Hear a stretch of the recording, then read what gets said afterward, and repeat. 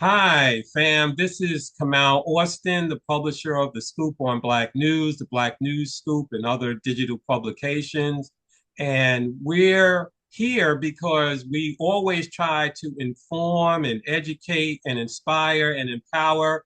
And I'm here with Maxine Miller. I call her Max because she maximizes our potential to overcome trauma and other things. And I'm glad she's here with us today because I don't know about you, but I'm pretty stressed out with a lot of things, not only in my past, but things that happen that are happening now. And Max, Yes. I need to talk to you. I need some help.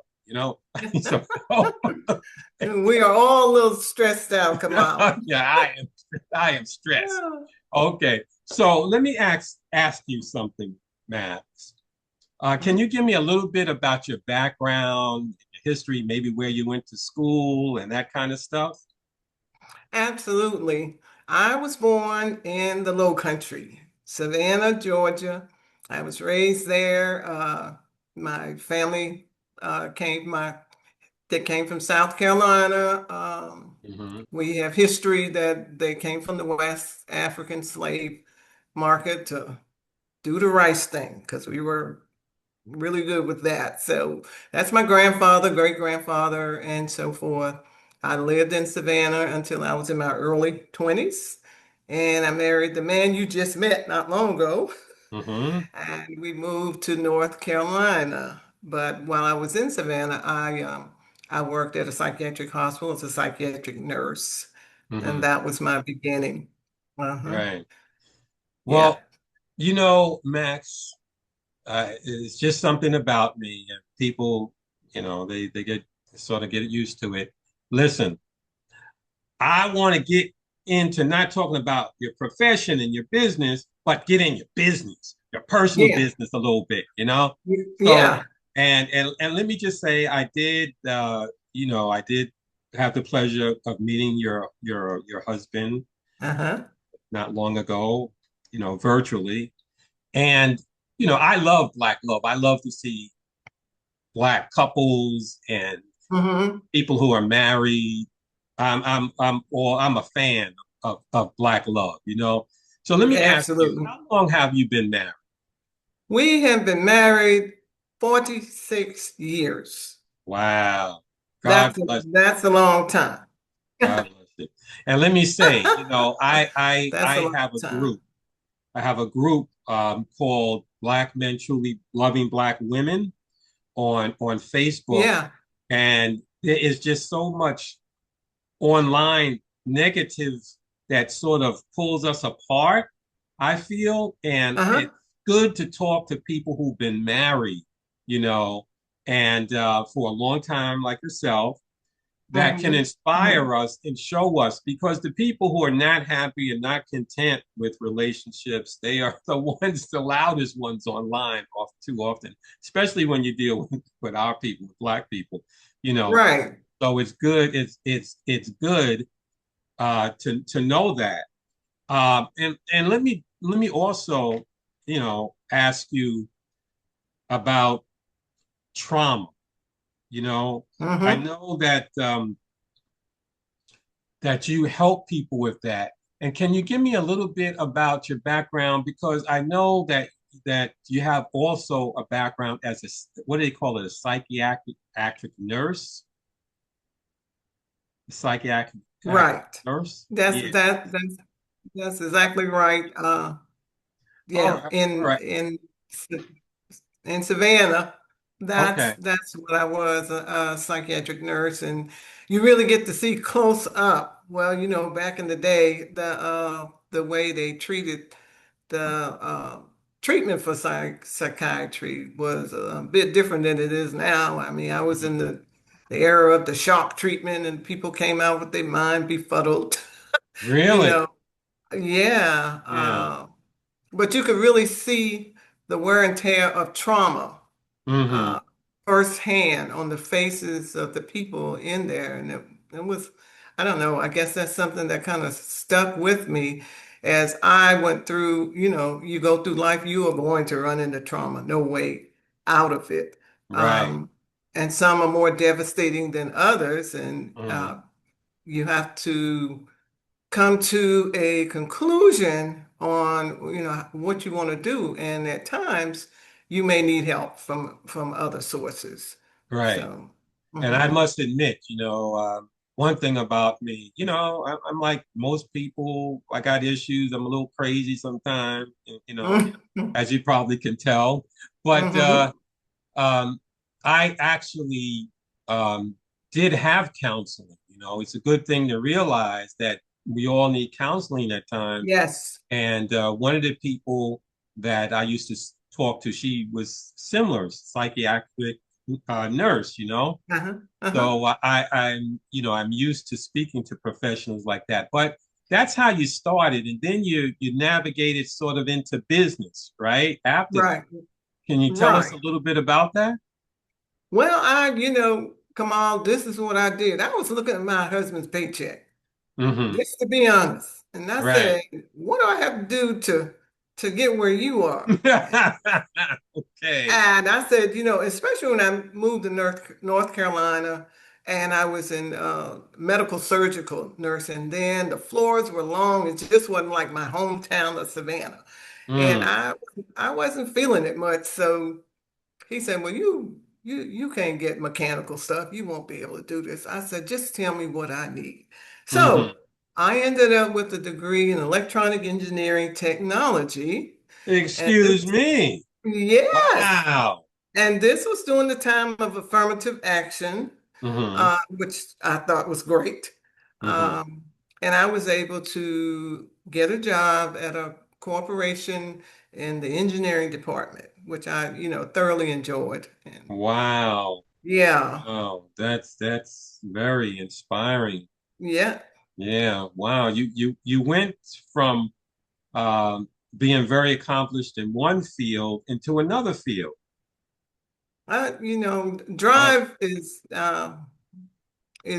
very important. You have to want to change your life. Even Mhm. when you're dealing with trauma, you really have to want to change. It's not going to just happen. You have to really dig into it, show yourself approved and just, move forward with it. Wow. That's quite impressive. And and more recently, you've made a pivot, right? You made a pivot, and you've gone from the technical aspects of what you were doing with the electrical engineering, Mm-hmm, and mm-hmm. now you're going into publishing, right? Yes, Yes. yes. So, what inspired you then to go into publishing, to make this latest pivot into publishing? Well, as from childhood, as I can remember, I always liked to create things. I didn't want no Mother's Day card bought from the store. I wanted to make my own Mother's Day card. And Hmm. I did, and that was inside of me for quite a while. And siblings used to come to me and, how do you spell this? How would I write this? Or whatever. So it was kind of ingrained in my soul, so to speak, from the very beginning. But of course, life happens. I had to work. I had kids, and I would tweak out a little time here and there. But guess what? The kids are gone. So it's Hmm. it's our time to be together, loving each other's and doing what we wanted to do earlier and couldn't. So I started out with science fiction and fantasy, and the self-help kind of I gravitated toward it because it was truth. And I was able to share my experiences and, help others that were going through the same thing. So at the end of the day, with the marriage and with the traumas, that's what I'm working on now. That's my heart. Wow. Well, I tell you, this sort of makes me think and a number of things I can interview you about in the future. So don't be surprised if I'm calling because I would love for you to call me in the future. because it's like you could give advice on transitioning into other career fields Hmm. and just marriage also, just a lot of different things. I can see where we can tap into your expertise to help other people, you know? I will be here. I will be Okay. here, Kamal. Well, let me ask you, trauma. Can you Uh-huh. give us like maybe a synopsis of the ways trauma can negatively impact a person if it's not resolved? Trauma digs deeply. It's something that cuts down to, just in terminology, your soul. And it actually the brain is an entity, and that's from my science fiction. It's an entity in and of itself, Mhm. and the mind and what really orchestrate what you do, it comes from what you speak and your understanding of what happened. If something happened and you just can't get over it, you feel like it was done wrong to you, and you continue to live in that vein, definitely you will have issues that I had gone through. Wow. So yeah. Wow, that's deep. That's deep. Well, um, what are some of the ways people can address trauma? Uh, I know in your book you go more deeply into it, but Right. do you have a few highlights of things that can help a person who's traumatized? hmm When I really started making progress for myself, I basically had to, the best way for me to say it, I turned inward to Mm, Maxine. hmm Who, what, when, where? What could you have done differently? What could you have experienced yourself, talking to yourself and say, okay, Maxine, what was your part? You want to blame this person. You want to blame that. True, they had a portion of it, but you have to accept responsibility. I talk about acceptance of responsibility in the book. Wow. If Okay. you can't come to that point of looking inwardly at yourself, you're not going to make much if you want to continue the blame game. And Kamal, the blame game is negative. hmm It's negative, it's dark, and it spreads out, spews out to almost, anybody. So if you accept responsibility that, okay, perhaps I could have done this differently, maybe I could have gone in this direction or whatever, start laying it at your own feet Mm, hmm to get to start to open up to a different outcome. So that's what I would say. You've got to accept, and come on, like you said, sometimes you can't get through it by yourself. You're Right. going to need a little help, hmm and it's much better than the outcome.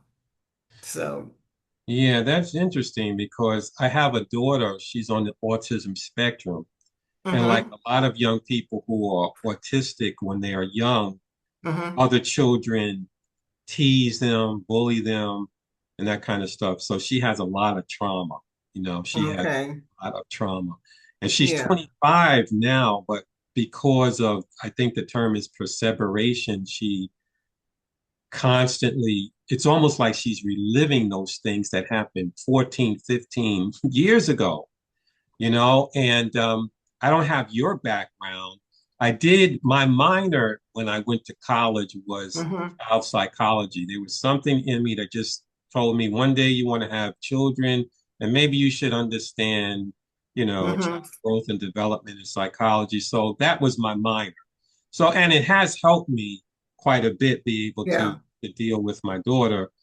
But it's just interesting intuitively when she talks about how kids treated her and more specifically how teachers treated her. Oh, Yeah, yeah. because some teachers, what happened was that, um, we were thinking that we didn't want her to be stereotyped. So we Right. tried to mainstream her, although she was on the autism spectrum as much as possible. And I think there were some good things to that, but also there were some things where the other children didn't accept her. And I remember one time I went to her after school program, just snuck in, and I Mm-hmm. saw her on one side of the room by herself, sort of coloring by herself, and all the other kids were on the other side of the room playing. I said, Wow. not a good thing, you know. Yeah. Um, but getting back to my point, the thing Mm-hmm. that I try to show her with her teachers, because she doesn't understand, she thought her teachers treated her bad or whatever. I was trying to show her that her teachers were trying to you know, actually protect her in some ways and keep her um, sort of structured, try to help her with Right. structure and stuff. But she, Right. she has problems dealing with that and other things. And some of the teachers actually did not like her because I think that, they weren't special ed teachers, and that wasn't what they would, they didn't sign up for that. So I think there was Right. that too. But anyway, I try to tell her that there's some things she could have done better too. Getting back to the point that you're making, like, not be the victim all the time, and that Right. there are certain things you could have done better to get along with your teachers too, and that's that Right. thing that can fade her sometimes. But it's interesting that you talk a lot about that. I know that Yes. in things I've read about you, also you talk about that. But what are some other things that people can do to help with their trauma? Basically, I think that if you get to a point where you feel like you're at the end of the road of what you need to do, Hmm. then you need to seek professional counseling.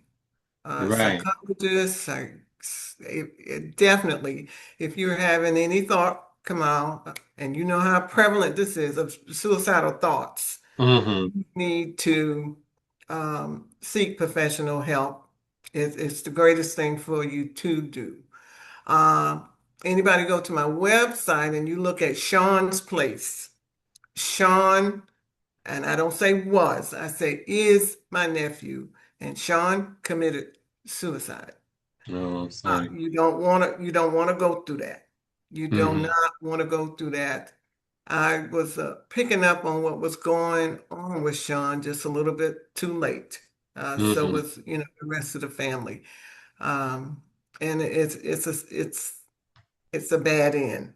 You Hmm. don't want to do that. So if you haven't if you still plugging on and you're talking to family and friends and feeling like you're getting somewhere, that's all well and good. But if you take a turn, know that suicide is never the answer.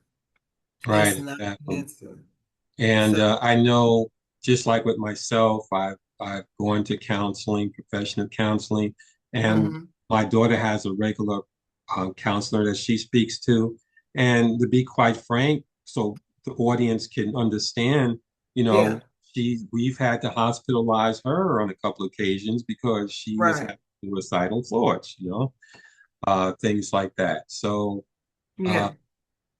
it's very important to seek the, like you say, seek the help that Seek you. to have if you need it. If you've gone as far as you can go, and I have had friends. And I believe people come into your life for a reason. Come on, I've Absolutely. said that to you before. People Mhm. come into your life for a reason. One of my besties now, she's not the person that she is today. And there were things that I gleaned from her and things that she also gleaned from me. And we're both better for it. If you're Mhm. talking to friends that have the sound advice, that's all well and good, but if you can't make this road by yourself, please seek counseling. It don't have to be a long-term thing. For me, it was relatively short. She I bet you Kamal, she said two or three sentences that I needed to hear. Just two or three, not a whole lot, but things that I didn't know, not being a professional. Two or three sentences she said to me. Mhm. And one of them was, you're telling me something, but you're skipping a lot. I want you to to say it out. You're skipping things. Right. And she was very frank and open with me, and I was able to go back and say things that I was not able to say on my own. Right. So they are powerful. It's a powerful tool. Hmm. Society sometimes, think, well, you go to the city, you cuckoo. No, you cuckoo not to go. You Exactly. know what That's I'm right. saying? That's the way I feel. You know, I know I'm. I know I need counseling at times. And I will go. Um, but tell us more about your book. And Okay. I know it might be a little difficult for you, but tell us about the unique lens that you look at things that that people can understand in your book. What makes you different from other people who might Hmm. write books on counseling and Hmm. trauma, things like that. Because I know just from reading about you, I know there's something extra about what you do. Well, I certainly hope so. But basically, I had some emojis made up. The cute little emojis that said different things. The trauma emoji has its entire head off. You see the brain there. And it goes through the book. The emojis go through the book. Stress. When you make a good decision, I've got an emoji that has some shades on saying yay. I do a lot with what I call the wises, which is just um, comments, almost like I say glorified fortune cookie, where it just gives you sound advice in different areas of the book. Once we go over a chapter, for instance, if we're going over the power of words, words are powerful. They can destroy or they can correct, they can heal. And so I talk about the power of words and what are you saying over your situation and things of that nature. Also, I have a section called Storyville. True Storyville. And that's five of the people that have joined with me to tell their story. And I think that's, everybody can identify with that situation. It's not just me, there are other people. And the reason why I even began to write the book, because people I was talking to, they were going through the same situation, and I would have conversation with them, and sometimes they were like, "Oh my gosh, I didn't think about it that way." And my husband said, "Well, maybe you need to get this written down." And so it has a lot of poems in it, not poems related to different things that make you think. It has poems in it. It has emojis. I've got some of my terminology that I made up, like down here in the South, cracky. Stop acting cracky. Hmm. And I didn't want it to be stiff. I wanted to be laid back. I wanted to be where all of us anybody could understand it and understand that I'm not a psychologist or psychiatrist. I say that. And also the help of doctors. I have some comments from the various doctors in there. And Hmm. so that is how it's laid out. Very lighthearted comedy in there, a little flavor in there every Hmm. now and then. Wow. True from the heart, though. Absolutely. Well, Yeah. what is the best way to find out more about your book and to obtain your book if a Hmm. person wants to? On at the moment, it's on Amazon. You can go to Max W. Miller.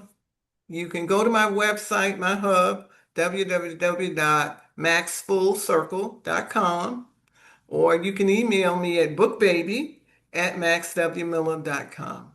But it is on Amazon. It is an ebook, hardcover, and paperback format.